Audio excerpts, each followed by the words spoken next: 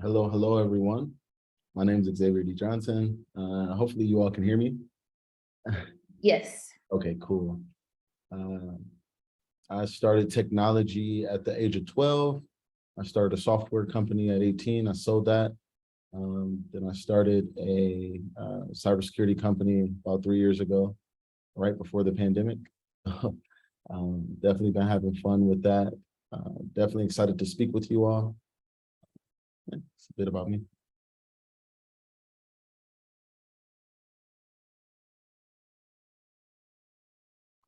Okay, thank you.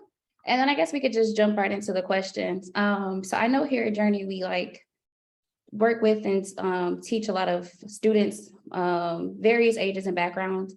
So do you have any advice from younger Xavier that worked for you to find your pathway, like your career pathway, and like what advice you would give someone else? I'm gonna be very transparent with this answer. So take everything I say here with a grain of salt. This has just been my experience. I would say lean into whatever your gift is, the things that you feel like you're naturally inclined to, and try and quantify that, right? Like when I say quantify, I mean, okay, you might be really popular. You might know how to network with people. You might be able to hold a conversation with anybody, even a homeless guy on the corner, right? Then your gift is of gab, and maybe you're really good at sales or marketing or something like that, right? And that's just one example. Maybe you're really good with math, right? So on and so forth.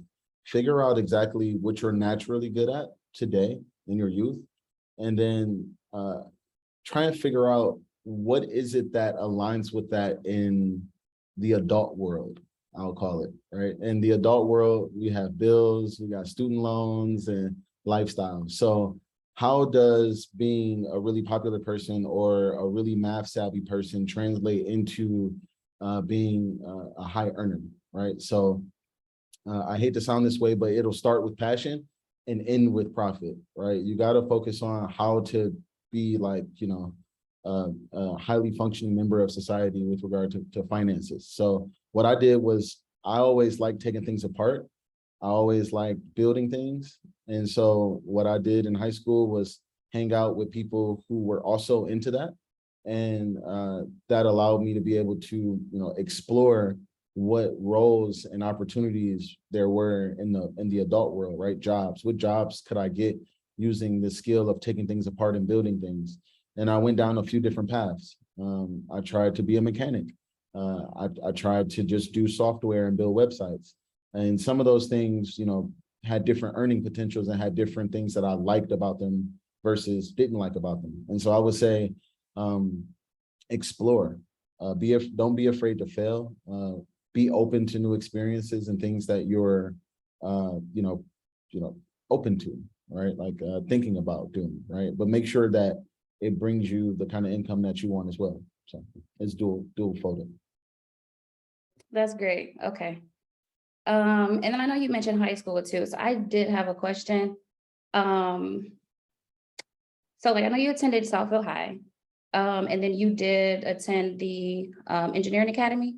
Yes. Like, so in your environment, like what resources did you have or what made you venture out to even doing that during high school? So my freshman year of high school, I played football because I played football my whole life. And I quickly realized that there was a political perspective to going to a new sports team, right? And I did not have that political capital on that team specifically. And any fellas out there that play football, even ladies who play sports, you understand exactly what I mean. Like the coach has their starting five. They already got the people that they, are the stars for them, right? So I started to just, meet friends outside of sports and that were more aligned to like my interests. And some of them were in different programs like radio.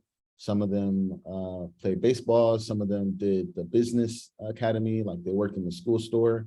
But the thing that interested me most naturally, that I was naturally inclined to, was engineering, taking things apart, building things. So the few friends that I had that were in the engineering academy just invited me down to hang out with them, use their tools because I used to skateboard. So there was always a reason to have tools around.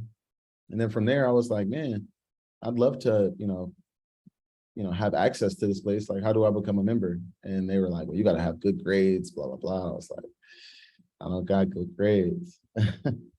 So yeah, from there, it just kind of became a social thing of just networking and figuring out a way to be able to be a member of the academy, even with maybe not the best grades. Gotcha. So you figured like basically, so you started networking like in high school? Yeah. And so do you still have that same community that like today? Yes, yes. I still keep up with a lot of people from high school. They all venture off in different areas. I actually just talked to a mentor of mine from high school, and I've been out of high school for, I don't age myself here, but it's been almost 13 years. So yeah, it's still have bonds with people that I met 15 years ago. Okay. All right. And then from your resume, you've held corporate jobs like General Motors, and also you spoke of entrepreneurship. Like what clicked or what like made you shift gears or like starting entrepreneurship, then going corporate back to entrepreneurship, or what did that look like for you getting into cybersecurity? A really, really good question. I don't think I've ever been asked that one before.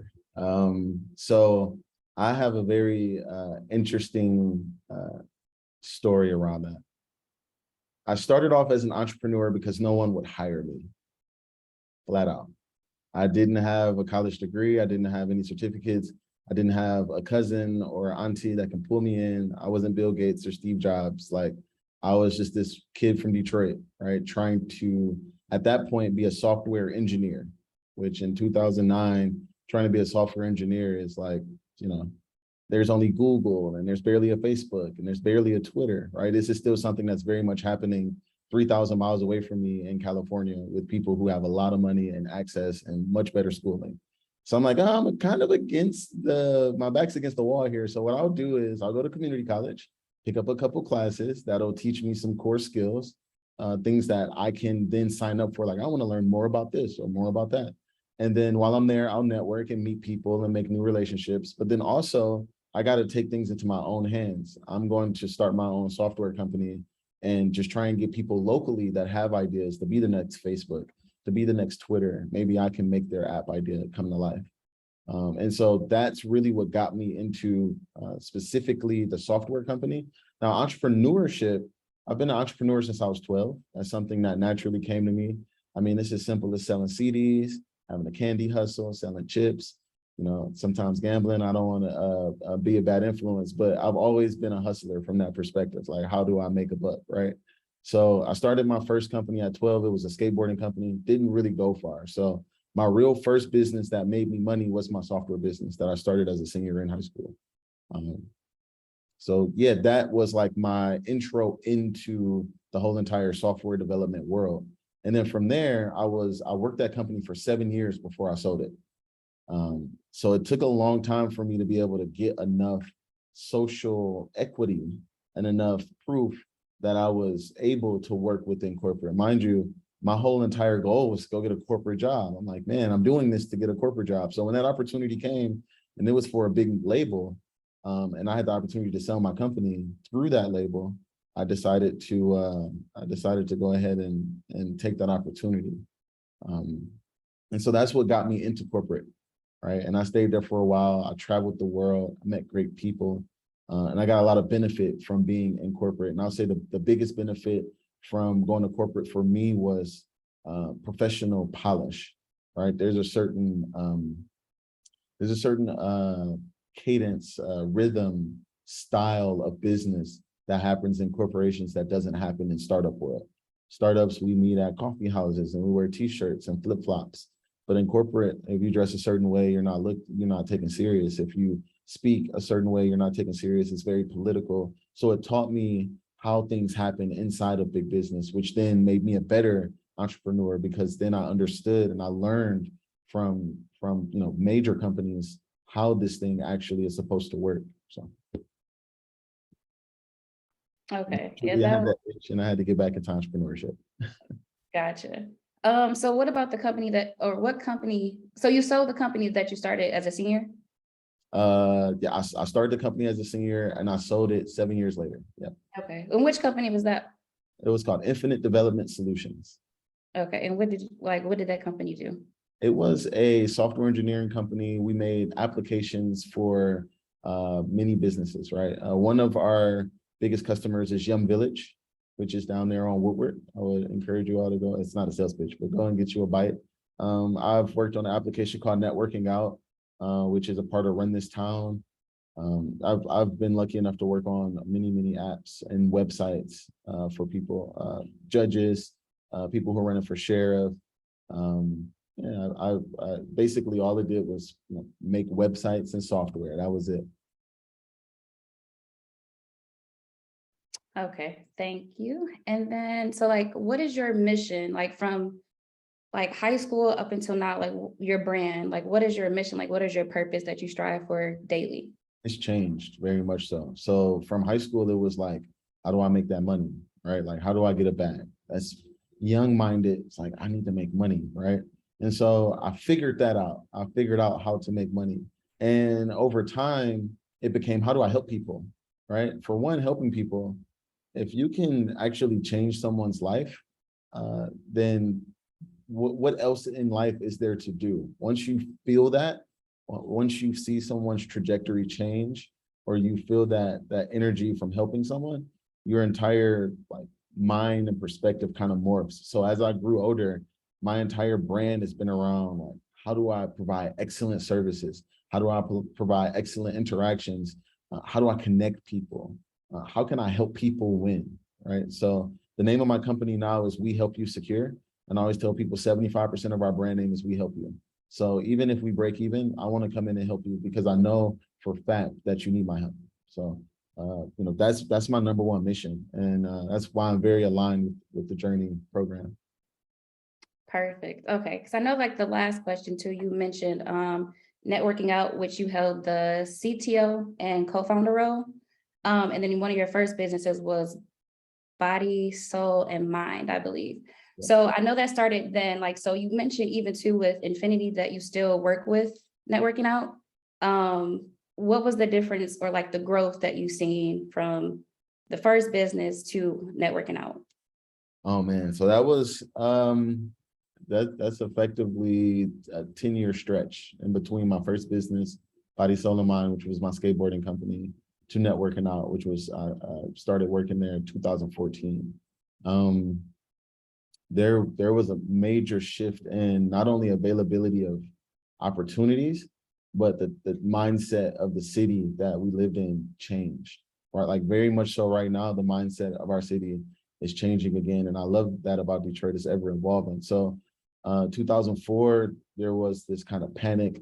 There was kind of this grunge that came along with Detroit. And by 2014, people were out running on the waterfront. People were working out with each other and business deals were getting made. There was, already new developments with regard to, housing in downtown Detroit, which allows people to be hyper connected and get beers and go and have a bite to eat and have lunch together and do business deals. So there was a grand shift in business overall within Detroit from 2004 to 2014. And I would say really from 2010 to 2014, there was a hyperdrive for me specifically as an adult being in that space. Then at that point, trying to figure out how to wheel and deal. So my mindset and my ideology around business was completely different in 2004. So take that with a grain of salt as you all are youth. In 2004, I was 12, maybe 13 in that range. So my mindset then was like, how do I find suppliers to be able to get things done? And by the time 2014 rolled around, we're talking about 20, 23, 24-year-old. And now you can get online and get work done in India. You can get supplies immediately from Alibaba, from China. You can get an offshore development team down in Central America for the same amount as you could in India, right? So the availability of execution changed with the evolution of the internet, with more and more people becoming hyper-connected. And so now we see the same transition in business from our traditional kind of web 2.0, current web, social media, into like our next phase, web 3.0, decentralization, hyper reality, augmented reality, virtual reality. So business will even change from now into the next 10 years. Yeah, because I'm really big on being able to adapt as well in mindset. So that's really good. And then we have a question in the chat. Kylie Davis says, so how did you start cybersecurity at home? I started cybersecurity, how do I put it?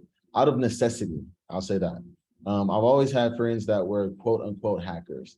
I grew up on the internet, right? So, I mean, I made chatbots, I've made booters and stressors. We used to do IM back in the day, you know, MySpace pages and Black Planet. So I always was like with the tech crowd, right? And some of my friends were hackers, as we'll call it today, right? And and so like at a point, I was always hacking and didn't really realize it. But for my cybersecurity business, what happened is I'm running a software company. I'm making applications, some mobile, some on web, some of them for judges, some of them for sheriffs. This type of stuff comes under attack. And so then it becomes, okay, well, I've been hacked. How do I, okay, I know how to put it back. I can get it back. Oh, it's been hacked again. And it's getting to the point where I can't even put it back fast enough before it's hacked. So then it becomes, okay, well, how are they hacking it? So then you start to learn about reading the logs. And then like, once you read the logs, you go and look at how they're interacting with a certain piece of your code. And you're like, oh, so if I change this, then they can't hack into it anymore. Then you put it up, then they don't hack into it. And then maybe 2 or 3 weeks later, they hack into it again because you got some targeted guy that's figuring it out. But it opened up my eyes to this entire opportunity. Hey, I got 60 customers that are all potentially vulnerable. Let me go out and try and service this. So I actually started a company called Cryptic, which is not listed on my resume. No, not too many people know about it, but it was my first attempt at cybersecurity back in 2014 to help people with this exact problem. It didn't really go far, kind of shifted gears, but spun back around. I look up in 2019, we now have a bigger security problem. We've put our homes on the internet in that short period of time, in 5 years. We put our homes on the internet. Everybody's trading crypto. We're buying sneakers online through StockX.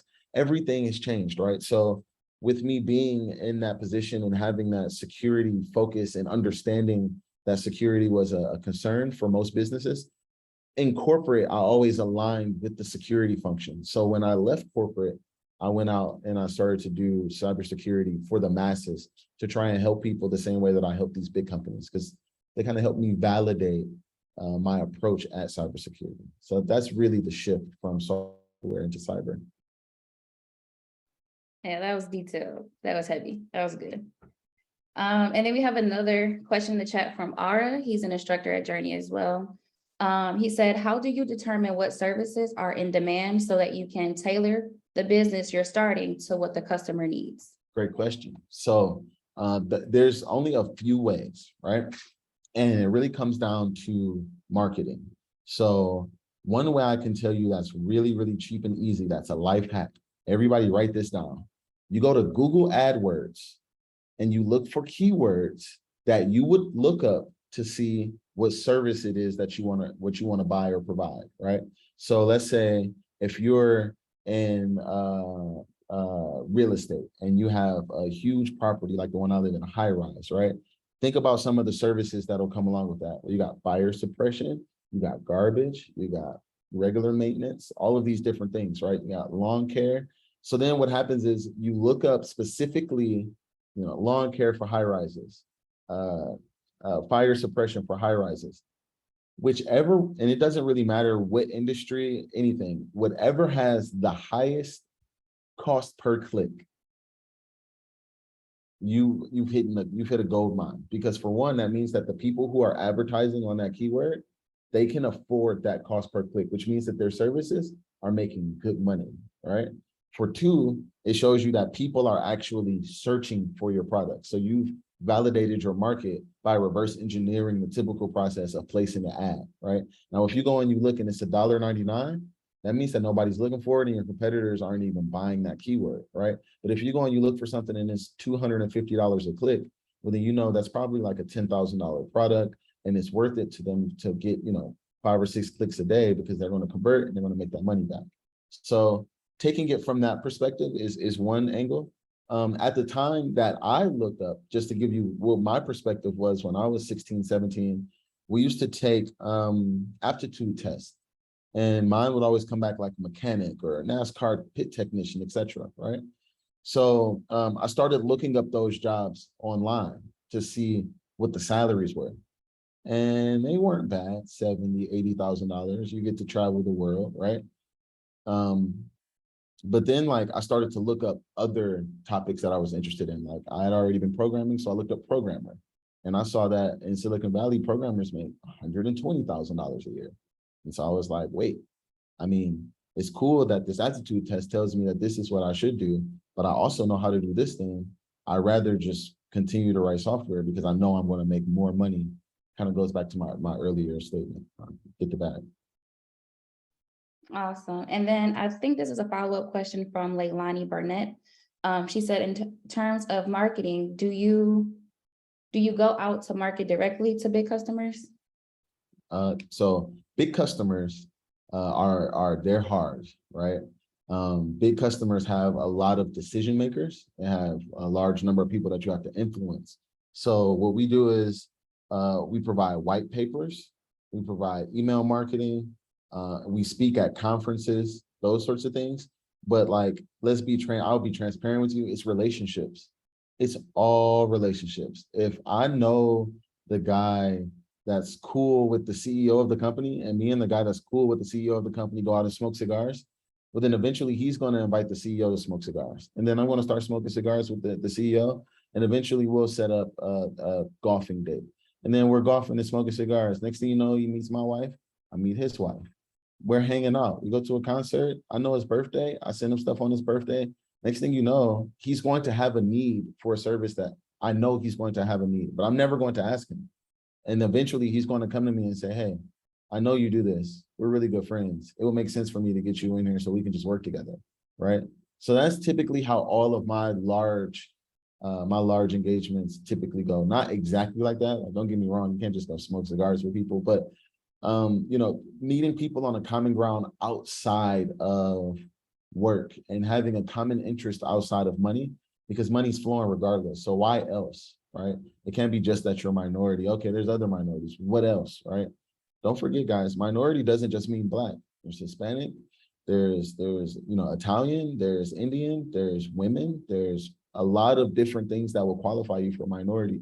So it's no longer just like because I'm Black, I'll get in. You have to have something that's intrinsically valuable to them on top of being somebody that they want to work with. So that's how typically the big deals go. You got to have the right relationships. Okay, and then we need clarification on what white paper is. A white paper is basically an essay. It's a report that is describing a specific subject matter. So think about it like a book report, but on a specific topic, right? How does password management impact enterprise security? And then you go through, you introduce what password management is, you give a current landscape of enterprise cybersecurity, you talk about how passwords are integrated in cybersecurity, what the function is, what the standard and traditional way has been, what the outcome of that has been. You generate your data, you go and you find your citations, you put them at the bottom, and then you present your solution. Hey, passwords suck because of this. We use passphrases and we use multi-factor authentication.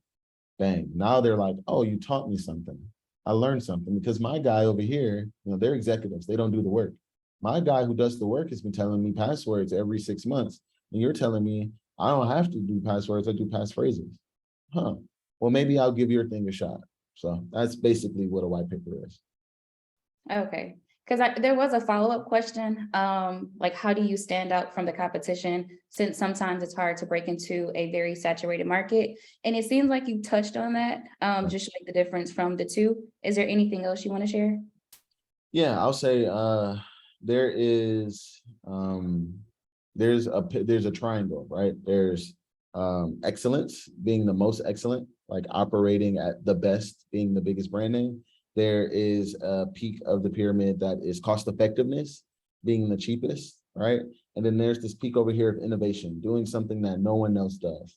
And so basically, like, you have to find your balance and figure out, which of the two, maybe if all, you can't have all three, but which of the two you're going to really attack, right? Are you going to be the most innovative and cheap? Because then people will shop with you. Are you going to be the most innovative and excellent, meaning that like no one can even outdo you? Or are you going to be excellent and cheap, right?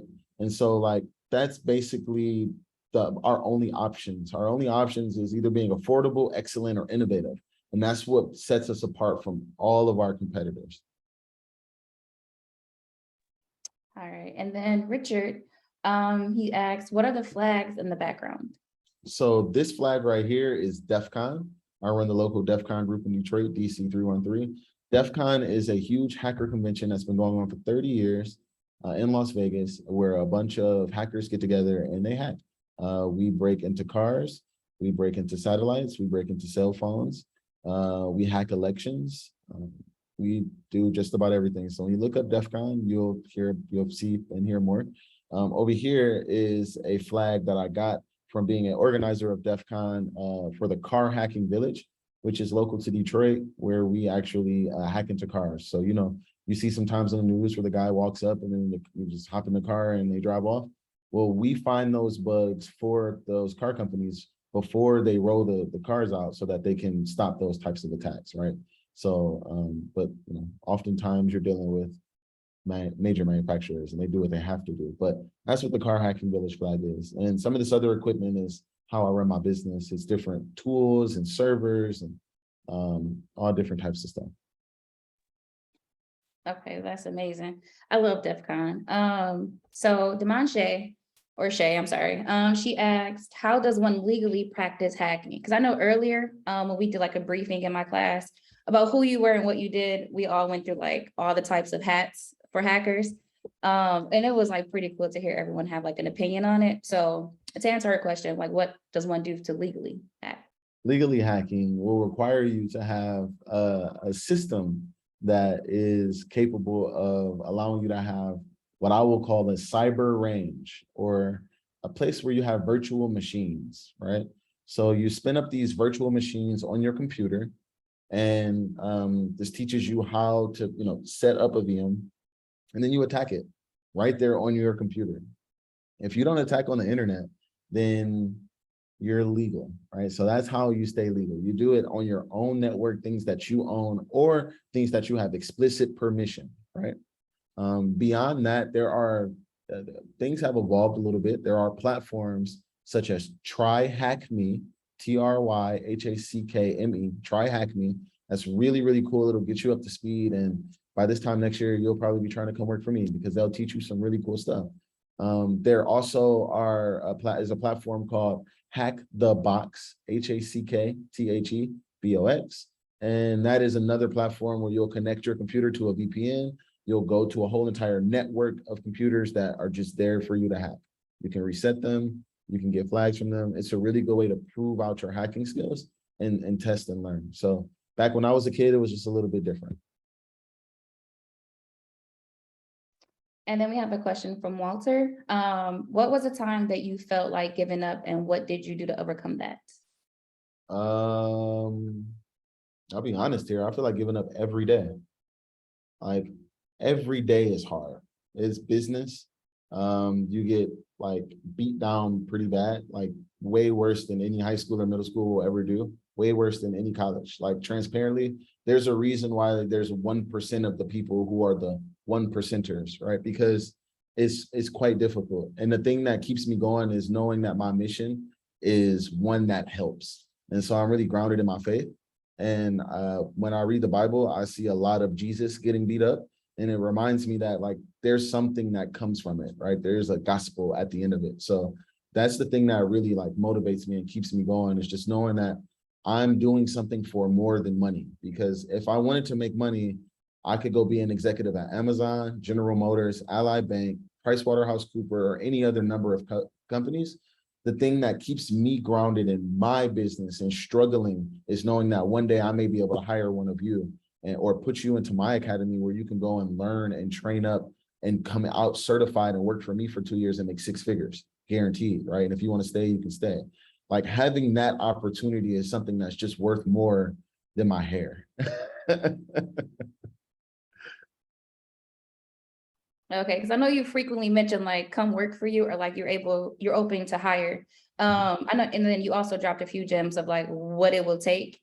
Can you briefly explain like what it would look like for a self-taught young technology person trying to get into corporate world, or what that path looks like? So depends, are they pre-revenue or are they post-revenue? You pick. Okay, so pre-revenue is a grind, right? If you don't have any money, you don't got a uncle that got a couple dollars for you, or an auntie to help you get into either a boot camp, accelerator, or a certification program, then you're going to have to either A, go get a job, like one that pays you some, maybe at the plant, pays you some money, right? If you're uneducated. If you're educated, it's completely different. If you're coming in, it's just like no background, no anything, it's much, you're taking the me path, which is much harder. So you're going to have to grab yourself out of bootstraps, save up enough money to go and get certified, to get a certification, right? I'm not telling you, I'm not going to sponsor any specific certification. If you want to reach out to me on a personal, I'll be sure to share my contact, but a certification, specific ones for certain jobs matter more, right? That certification in today's market, at 17, 18, you can go and work a job full time. I mean, like, that's how hot this market is, right? Now, if you take another route where you go and get your college degree, you're going to be in a position where out of college, for one, you're going to have multiple guaranteed offers. And potentially, depending on what you did while you were in college, the networking that you did, right? You're probably going to go directly into management, and you're going to be in the six figures, 100% from a 4-year degree, 100%. That's just the trend that we're at right now, right? So I would say that you have this hybrid route, which is like maybe like going the self-taught route, but still getting, certified. There is a side of that maybe like somebody just has some money for you to get started right now. The underside of that is that you won't have any specific like customers. You won't have any resume. You won't have anything that you've ever done. So you're going to be starting out at a lower rate than somebody who maybe went out there, found customers, or worked a part-time job or something, and then like just kind of hustled their way to their certification. So there's a few different routes, but all of it ends in education. All of it circles back around you studying 8 to 16 hours a day for extended periods of time for you to be able to get what it is that you want. All right, perfect. Because I know, like, even just doing a little bit of research on your background and who you were, or who you are, I'm so sorry. I know you started at OCC, then you made the decision to like leave, and then it looks like you did like a lot. You did get your certifications from like Grand Circus. I think Udemy you did. Yep. Just a lot of those. I got two from Amazon. Okay. Continuing education is very, very important, especially in technology specifically. If you want to be in cybersecurity, how about this? In 1 year, everybody's knowledge is going to reset on the new stuff. Every year, there's a reset. There's just new stuff constantly because technology is ever evolving. So it's something that like you're going to have to, like, if you're going into technology, you're going to have to love to learn and constantly evolve. And that was one thing that I picked up really quick, even, going through Grand Circus and going through, the different Amazon certs, was that when I looked up in 2 or 3 years, the stuff I learned at Grand Circus is non-applicable, even though it was from this decade. The stuff that I've learned from Amazon is now expired because Amazon has new things out now, and it's just been 3 years. So staying on that horse and continuous education is very, very important. And that's what people hire for more than any particular credential, is that you're always studying, right? If you're always studying, then you have a greater chance in this industry of landing the role that you want. Then when you get the role, you're going to be tasked with continuously studying and researching.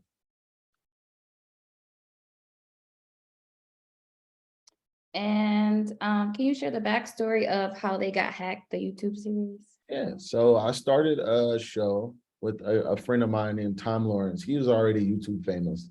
He had like 80 or 90,000 subscribers at the time. I think he's at like 180 now. Came to me, he's like, listen, man, like, we got to start doing some YouTube content together. I was like, all right, I'm down, whatever, right? Months went by, he came back to me and said, hey, man, we need to start doing some YouTube content together. I was with my friend Mo, and Mo, young brother from the hood, a little bit older than me, but just a regular guy. But me and him, we do the computer stuff together, right? So I'm like, well, only if Mo can get on the show with me. I'm like, Mo, you gonna be on the show with me? He's like, yeah, I'll be on the show. I'm like, all right, bet. So I felt like it was an opportunity to get Mo's profile a little bit more risen, and for me to go out and kind of raise my profile a little more. Tom had a great time doing it. I learned a lot about video production and producing the show. So that was basically that, man. A relationship I had, somebody really wanted to work with me and kind of just leveraged it into bringing a friend in. And the three of us did a show for about a year and a half before the pandemic. We started to do a remote, but as you all, I don't have to explain it to you all, in person is way better than remote, right? Like there's nothing like being in a school or, being on a campus. So yeah, we kind of let it go for the moment until we can get it back. Yeah, because I teach virtual this time, but no shade, our virtual class is the bomb. Okay. Okay, all right, Yeah, virtual class. we got it mastered. But one of the classmates that I have, they wanted to ask, and they said, please do not give a boring answer. Please. So if you were not in cybersecurity, where would you be, or what field would you be in?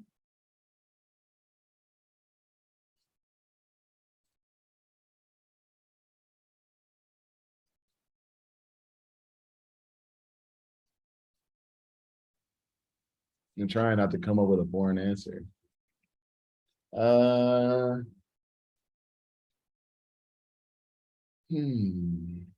I probably would be in law because I'm very analytical, very literal, which helps me, it's like another one of those things where I like to take apart things, and I also like to take apart words, I like to take apart people.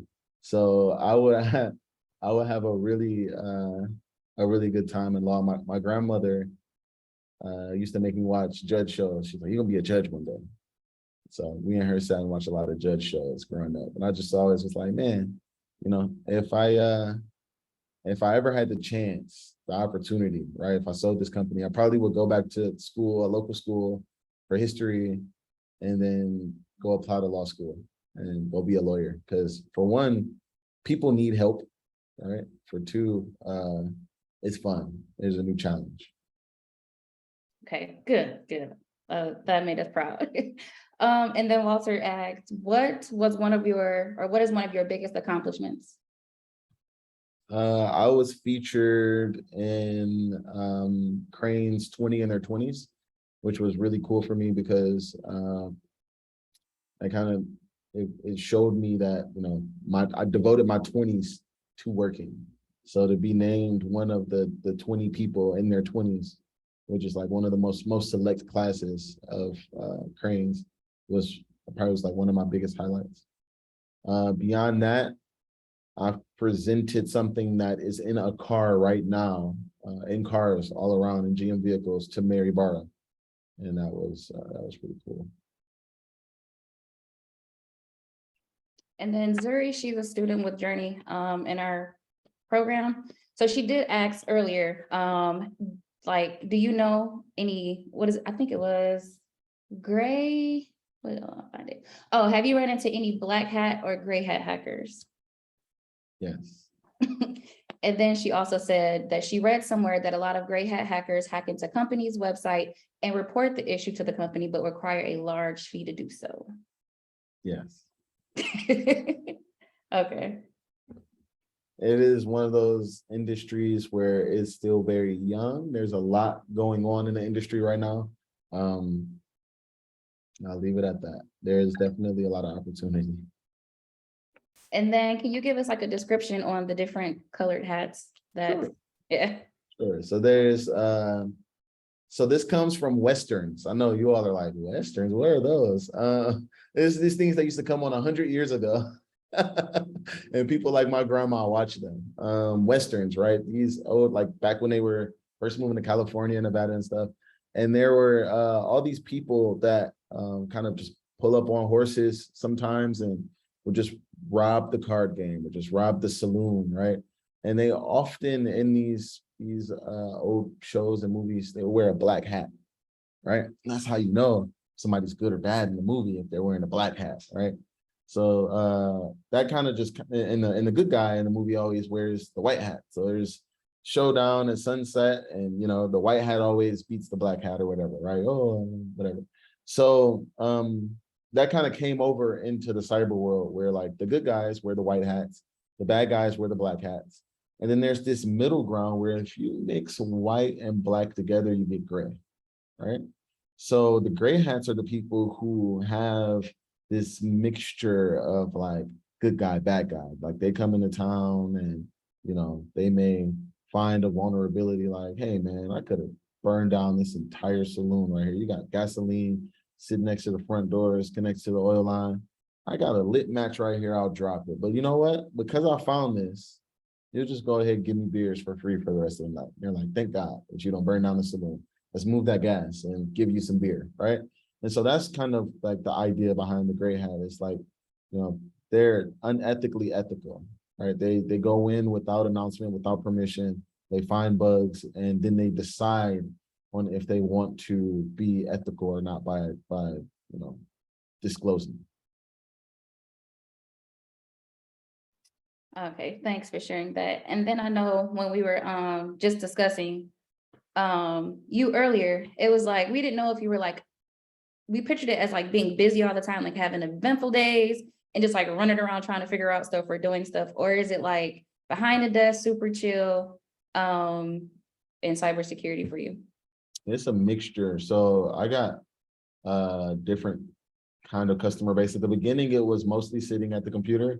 Now that the company is 3 years old and we're kind of out of that stage of people like people are aware of us, a lot of my day is, if not phone calls, which comes with some pacing in the front room, they're in-person meetings, right? So meeting people for lunch, meeting people for coffee. I have a few of those a day. And then some of my customers are very reserved, private elder people. I mean, like 78, but like sits on a board of multiple companies, used to sell microchip companies, live in the hill. They don't move. They don't really do good on email. They don't really do good with video calls. So sometimes, like being a young guy that's willing to drive the hour out into the hill to go pick them up, take them to the grocery store for their wife, and then sit down and talk to them is what it takes. So sometimes, I do get up, drive 1 hour, do something, hang out with the old guy, or go play golf, 18 holes of golf at 6 o'clock in the morning. Like that kind of stuff does happen. But I would say 75% of the time, it's definitely locale based, right? So like either in my office or like somewhere in the downtown area having coffee or lunch. Okay, and then per our last conversation, Richard said if he got a match, he's gonna drop it. LOL. Like, And then Walter, are you familiar with stocks? If so, what's your option on it, and do you dibble and dab in it? yes, stocks are cool. My company has stock. Once you get to this point in business, you'll meet a lot of other people who have companies that have their own stocks. Then you have publicly traded companies. Those are very interesting. Things like Apple, Alphabet, Google, that type of, those types of companies. My opinion is that investing is very good. You should be an investor as an entrepreneur. Of course, you should be investing in yourself, but also investing in the market. I think that founder stock and equity in small businesses excite me more than diluted stock that have splits, things that are publicly traded. But yeah, if you're interested in that type of stuff, I would say you should check out real estate investment trusts, REITs. Those are really, really cool. Basically, they're companies that get together that form a stock where you can invest in a big real estate project like a high rise. So like the Hudson Tower. All right, and then what 2 pieces of advice would you give to young people or a young person, one career related and then one life related? Career related, work harder than everybody, even if that means that you don't have a life. Just do the things that most people are unwilling to do. And then for life, stay balanced and stay centered, stay grounded, stay humble. Family is very important. Self-awareness is important. Self-care, health is very important. So as hard as you work, you have to play just as hard. So if you're going to do, 8 to 16 hours a day working, then on the weekends, you have to take all the weekend off and party as hard as possible. That's just nature, right? So remember balance. Balance is very, very important.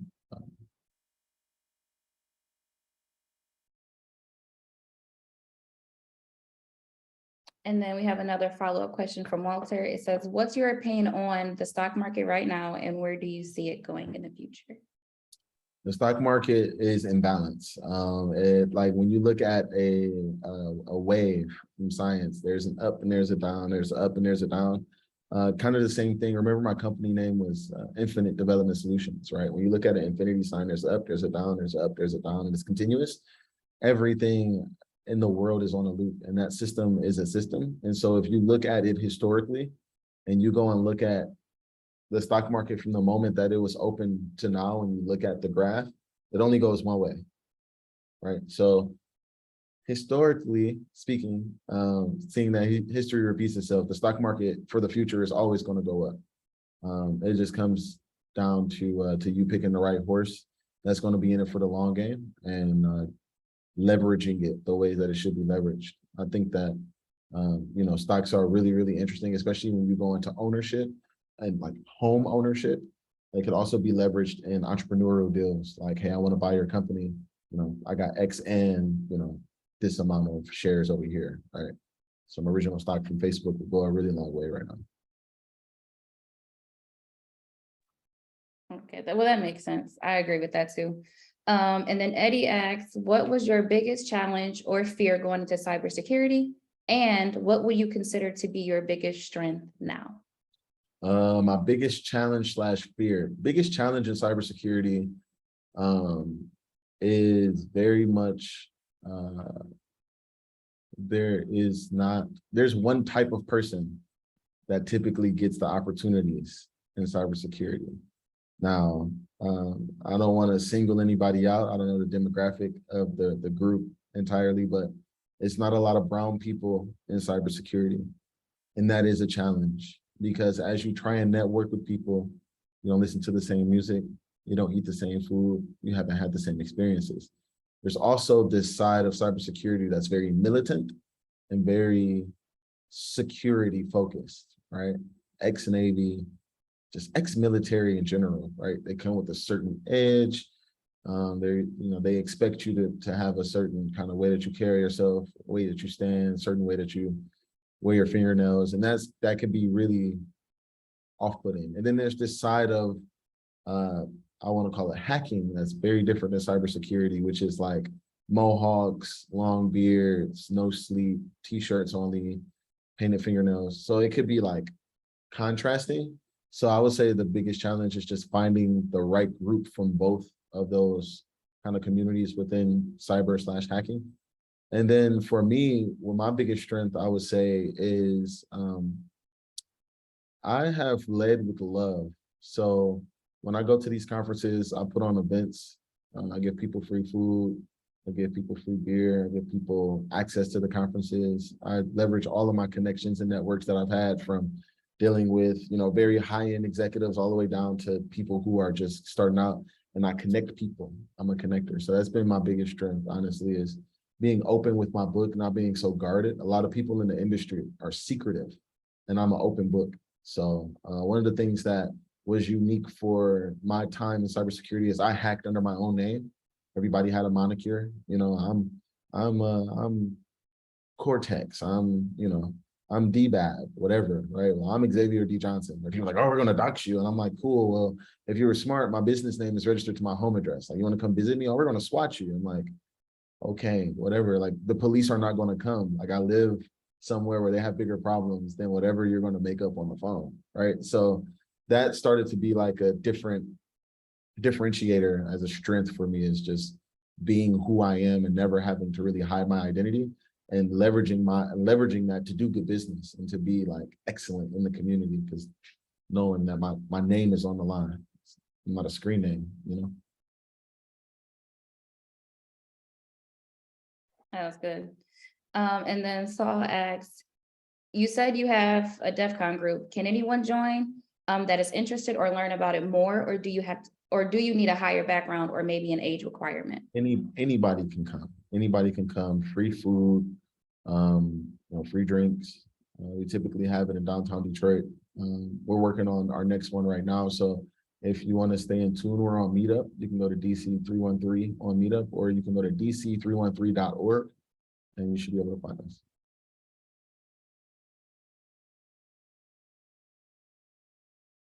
Okay. Oh, you said you are working on the next meetup, right? Because that was the next question. Okay. Working on the next Meetup.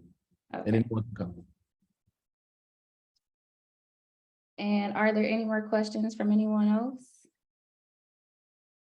Do you mind if we add you on LinkedIn? That was a Oh, question in the chat. Xavier D. Johnson, you'll see my big yellow face pop up.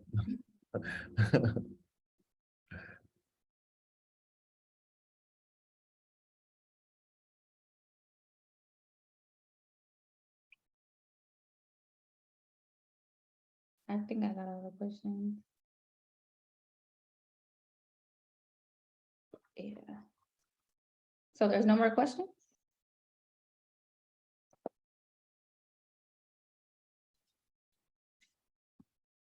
You guys were awesome.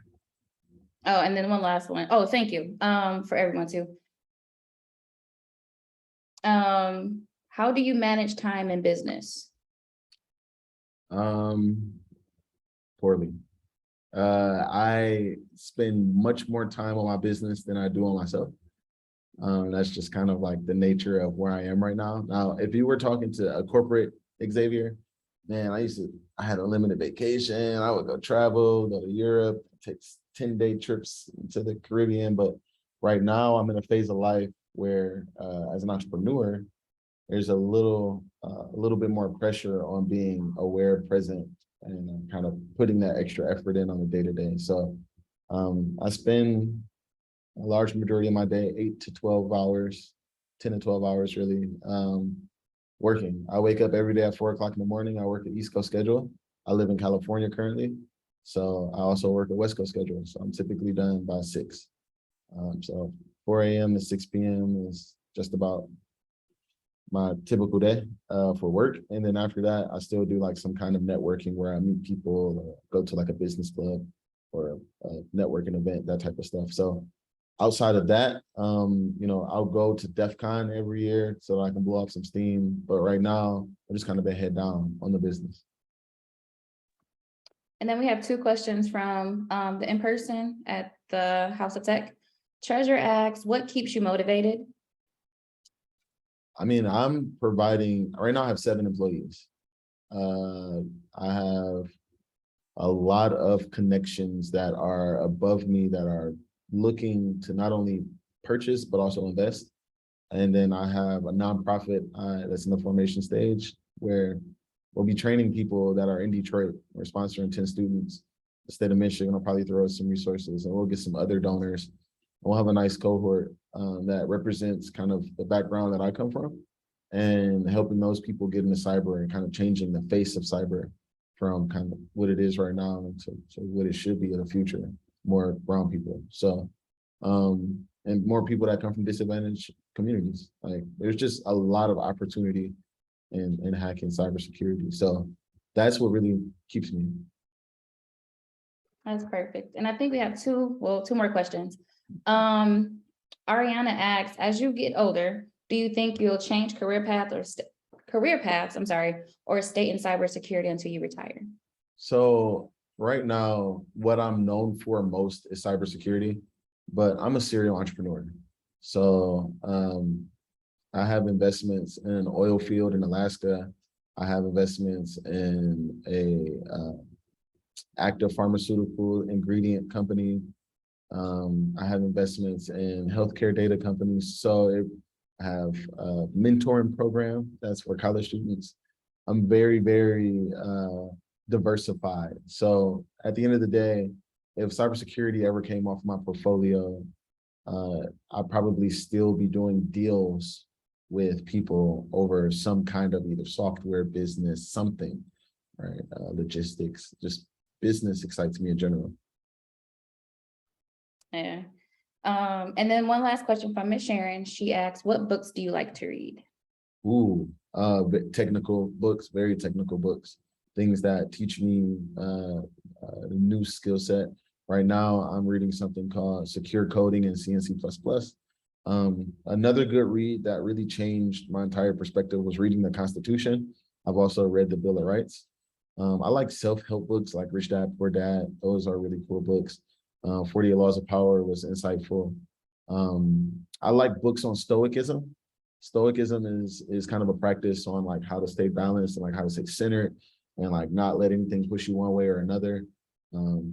Yeah, I would say like, if you should go read the Confederate papers. read the Bill of Rights, read the Constitution. Like there's a lot of good reading that they introduce to us as youth, but as you get older, understanding it, like the framing of this country. The country is a corporation.